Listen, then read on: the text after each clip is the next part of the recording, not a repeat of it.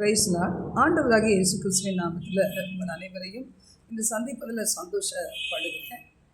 குறிப்பாக இந்த நாள் ஒரு வாலிப பிள்ளைகளுக்காக ஒரு 10 நிமிஷம் பேசலாம்னு நினைக்கிறேன். இன்றைக்கி 10th ரிசல்ட்டு, +2 ரிசல்ட் எல்லாம் வந்துருச்சு. இன்றைக்கி எல்லாம் உங்களுக்கு மார்க் கிடச்சிருக்கும். ஆனால் இந்த நாளில் நீங்கள் தொடர்ந்து இம்ப்ரூவ் ஆகிறதுக்கு தடையாக இருக்கிறவைகளை இந்த நாளில் சரிப்படுத்தி கொள்ளலாம் என்று சொல்லி உங்களோட ஒரு 2 நிமிஷம் ஒரு 10 நிமிஷத்துக்குள்ளே பேசலான்னு நினைக்கிறேன். என் நாவினால் பாவம் செய்யாதபடிக்கு நான் என் வழிகளை காத்து துன்மார்க்கன் எனக்கு முன்பாக இருக்கும் மட்டும் என் வாயை கடிவாளத்தால் அடக்கி வைப்பேன் என்றேன். நான் மௌனமாகி ஊமையனாய் இருந்தேன், நலமானதையும் பேசாமல் இருந்தேன், அமர்ந்திருந்தேன். ஆனாலும் என் துக்கம் அதிகரித்தது, என் இருதயம் எனக்குள்ளே அனல் கொண்டது. நான் தியானிக்கையில் அக்கினி மூண்டது. அப்பொழுது என் நாவினால் விண்ணப்பம் செய்தேன். என்னைக்கு அடுத்த ஸ்டெப்பு நீங்கள் எடுத்து வைக்கிறீங்க பார்த்தீங்களா, அதுக்கு முன்னாடி நீங்கள் செய்ய வேண்டியது என்ன? கர்த்தர் சமூகத்தில் அமர்ந்திருந்து நான் இதை செய்ய போகிறேன், அதை செய்ய போகிறேன், இப்படிலாம் வரப்போகிறேன், அப்படிலாம் வரப்போகிறேன்னு சொல்லாதபடிக்கு உங்களை அம்மா அப்பா கூட சில சஜஷன் கொடுப்பாங்க, நண்பர்கள் கொடுப்பாங்க, ஊழியர்கள் கொடுப்பாங்க. ஆனாலும் நீங்கள் நிறைய படித்து அறிந்து கொள்ளக்கூடிய வயதுள்ளவங்க தான் இன்றைக்கெல்லாம் பயங்கர ஞானம். அப்போ தாய் தகப்பன் காமிக்கிற வழியில் போனோம். ஆனால் இப்போ உங்களுக்கே பயங்கரமான ஞானங்கள் இருக்குது. அப்போ பார்த்தீங்கன்னா தேவ சமூகத்தில் நான் என் பாவம் செய்யாதபடி, வாயினால் நாவினால் பாவம் செய்யாதபடி. ஏவாள் பார்த்தீங்கன்னா நாவினால் பாவம் செய்ததுனால சாத்தா அவங்கள வீழ்த்தி போட்டு கடைசியில் நம்ம எல்லாருக்கும் ஒரு சாபம் பின்தொடர காரணமாயிட்டாங்க. அது மாதிரி நம்ம நிறைய பார்க்கலாம். வாயினால் நாவினால் பாவம் செய்து அழிந்து போனவங்க இன்றைக்கி நாங்கள் கூட பல விதத்தில் என்னுடைய வாழ்க்கையில் எடுத்துக்கிட்டிங்கன்னா நாவினால் பாவம் செய்து, வாயினால் உதடினால் சில காரியங்களை அறிக்கையிட்டு, யார் வஞ்சிக்கிறவங்கன்னு அறியாதபடிக்கு அவளோட பேச்சு கொடுக்கும்போது எத்தனையோ காரியங்கள் நஷ்டப்பட்டு போனதுனால்தான் இதே மாதிரி தான் உங்கள் அம்மா அப்பா சொல்லுவாங்க. நாவின் வார்த்தையினால் பேசி அழிந்து போன காரியங்கள் அவங்களுடைய வாழ்க்கையில் அநேகம் இருக்கும். ஆனால் அவங்கக்கிட்ட சொல்லாதபடிக்கு சொல்லுவாங்க, ரொம்ப பேசாத, அமைதியாரு சொல்லுவாங்க. ஆனால் இளம் வயது அதை கேட்டு அது கீழ்ப்படுகிற வயதாக இருக்காது. யாராவது ஒருவர் எங்கள் அம்மா அப்பாவை விட சில நேரத்தில் யங்ஸ்டர்ஸாக ஒரு 40 வயசுக்குள்ளே இருக்காங்கன்னு வச்சுக்கோங்க, கணவன் மனைவி இணைக்கப்பட்டிருப்பாங்க. ஆனால் பாருங்கள், அவங்களுக்கு திருமணம் முடிஞ்சதுனால இது எனக்கு காப்பாற்றணும்னு நினச்சிக்கிட்டு வீணா வார்த்தைகளை பிறரோடு பேசும்போது, எக்ஸ்ப்ரெஸ் பண்ணும்போது, ஒருவேளை வேலை செய்கிற இடத்துல இருக்கலாம், எங்கேனாலும் அவங்க குடியிருக்கிற பகுதியில் இருக்கலாம். இந்த நாட்களில் சொல்லுவாங்க, ஃப்ரெண்ட்ஷிப் இல்லாமல் நாங்கள் வாழவே முடியாது. இது மாதிரி போய் பேசும்போது பார்த்திங்கன்னா பல சோதனைகளுக்கு உட்படுத்தப்படுகிறத நம்ம பார்க்குறோம். நம்ம இந்தியா தேசத்துலலாம், உலக நாட்டிலலாம் பார்த்திங்கன்னா இன்றைக்கி இப்படிப்பட்ட கண்ணி நிறைய இடத்துல விற்கப்பட்டிருக்கு. அந்த கண்ணியில் சிக்கி தவிக்கிற பிள்ளைகள் தங்களுடைய வாழ்வின் பல நன்மைகளை பெற முடியாமல் போயிடுறாங்க. அதனால தான் வேதம் சொல்லுது, நான் மௌனமாக இருப்பேன், ஊமையனாக இருக்கிறேன், நலமானது கூட பேச வேண்டாம், கேட்டுக்கொண்டு இருக்கிறேன். கேட்கிற செவி ஞானிகளுக்கு இருக்கணும். அப்போது இப்படிலாம் இருந்து வாரத்தில் ஒரு நாள் நான் தேவ சமூகத்தில் அமரும்போது என் இருதயம் எனக்குள்ளே அனல் கொண்டது. வேத வசனத்தை தியானிக்க அவருடைய அதில் உள்ள அபிஷேகம் எனக்குள்ள ஒரு ஜெப அக்கினியை கொடுத்தது. அந்த ஜெப அக்கினி எனக்குள்ள இருக்கும்போது என் நாவினால் நான் விண்ணப்பம் செய்தேன். ஆண்டவர் என்னுடைய வாயினுடைய வார்த்தைகள், நாவினுடைய விண்ணப்பங்களை தேவன் அங்கீகரிப்பார் என்று சொல்லி இதில் சொல்லப்பட்டிருக்கு.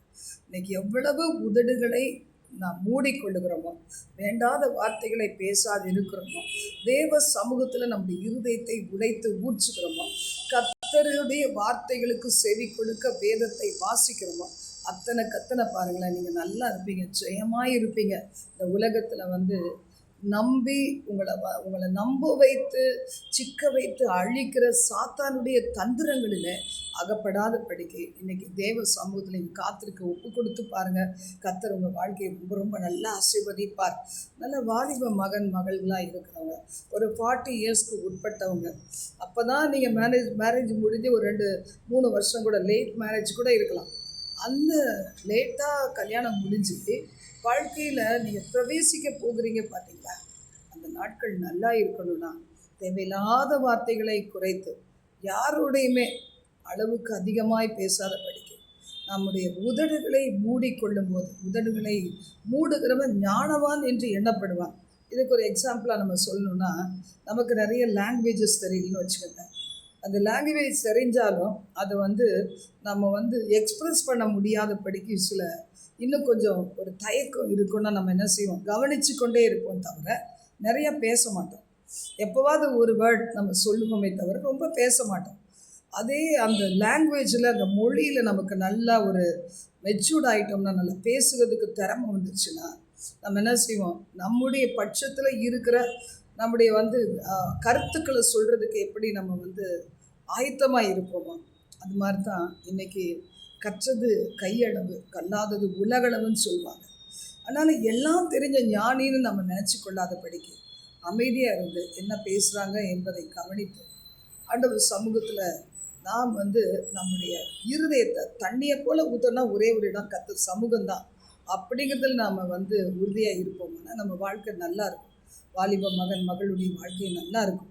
திருமணம் முடிஞ்சு திருமண வாழ்க்கையில் பிரவேசித்திருக்கீங்கன்னா, கணவன் மனைவியோட, மனைவி கணவனோட எதை மறைக்கணுமோ மறைக்க வேண்டியவர்கள், பாஸ்ட் லைஃப்பில் உள்ள காரியங்களெல்லாம் சொல்லி சிக்கிக்கொண்ட அநேகர் பார்த்திங்கன்னா நம்பவே மாட்டாங்க. ஒரு கணவன் மனைவியோ, மனைவி கணவனையும் நம்பவே மாட்டாங்க. அது கடைசி வரைக்கும் போய்கிட்டே இருக்கும். அதனால் இன்றைக்கி தேவன் உங்களுக்கு கொடுத்த ஒரு வார்த்தை என்ன, தேவ சமூகத்தில் போய் கண்களை மூடி, ஆண்டவரே நலமான பாதையை காப்பாற்றுங்கப்பா, என்ன நான் சூஸ் பண்ணணும், எது என்னுடைய விருப்ப பாடமாக இருக்கணும், எதில் நான் வந்தால் என்னுடைய எதிர்காலத்துக்கு பிரயோஜனமாக இருக்கணும்னு நீங்கள் தேவ சமூகத்தில் காத்திருந்து கேட்டு பாருங்களேன். கர்த்தர் ஆசீர்வதிப்பார். ஜெபம் பண்ணலாமா? எங்கள் பரலோக தேவனே, இன்றைக்கு வந்திருக்கிற வாலிப மகன் மகள்கள், அவர்களுக்காக இளம் வயதில் தாய் தகப்பனாக சின்ன பிள்ளைகளை வைத்து கொண்டிருக்கிற பிள்ளைகளுக்காக உங்கள் பாதத்தில் வருகிறேன்ப்பா. ஒவ்வொருவருக்கும் தேவையான தெய்வீக ஞானத்தை கொடுத்து அவர்கள் கர்த்தாவே எங்கெல்லாம் பேசக்கூடாதோ அமைதியாக இருந்து வேத வசனங்களை தியானித்து ஜெபிக்கும்போது அந்த ஜெபங்களுக்கு பதில் கொடுங்க. ஆலோசனை கர்த்தராக இருங்க. வாழ்க்கையினுடைய அந்த பேட்டில் ஃபீல்டில் இருக்கிற மாதிரி யுத்தக்களத்தில் இருக்கிறது போல் இன்றைக்கி வாழ்க்கை இருக்குது. உலகம் விழுந்து போகிற காரியங்களை இவர்கள் விழுந்து போகாத படிக்க ஞானத்தை கொடுத்து, உங்களுடைய ஆலோசனைகளை கொடுத்து பிள்ளைகளை பிரகாசிக்க பண்ணுங்க. ஆசீர்வதிங்க. கரத்தில் கொடுத்து செபிக்கிறப்பா. யாரெல்லாம் தங்களோடு நடந்தாலும் தங்களுடைய ஆவியிலே ஒருமனப்படலையோ அவர்களிடத்திலிருந்து இவர்கள் தங்களை காத்துக்கொள்ள ஞானமாய் நடக்க அவளுடைய ஒவ்வொரு செயல்களும் இரத்தத்தில் மறைக்கப்பட்டு அவர்களுக்குண்டான உச்சிதங்களிலே அவர்களை உயர வைத்து உட்கார வைத்து அழகு பார்க்கிற எங்கள் தேவனாகி கர்த்தருக்கு அவர்கள் காத்திருக்க ஞானமாய் நடக்க கிருபைகள் தாருங்க. ஆவிகளை பகுத்தறிகிற வரத்தினால் நிரப்புங்க தகப்பனே. பிள்ளைகள் மீது அபிஷேகம் கடந்து வருவதாக, ஆவியானுடைய வல்லமை வருவதாக பிள்ளைகளை ஆசீர்வதித்து அவளை வாழ்வினுடைய தகப்பனே ஆண்டவரே பெரிய மாறுதல்களை கொடுத்து குடும்பங்களாக ஒரு சாட்சியாய் வாழ தாய் தகப்பன் ஆண்டவரே பெற்றவர்கள் ஊழியர்கள் அவர்களுக்கு பெருமை சேர்க்கும் பிள்ளைகளாய் மாற்றுபடி ஒப்பு கொடுத்து செபிக்கிறேன். ஆவியிலே பிறந்த இவர்கள் மாம்சத்திலே முடிந்து போகாதபடி காத்து கொள்ளுங்க, உற்சாகப்படுத்துங்க, ஆசீர்வதிங்க, சாட்சிகளை நிறுத்துங்க. உமக்கு மாத்திரம் மகிமை செலுத்துகிறோம் பிதாவே. ஆமென். ஆமென். God bless you. God bless you.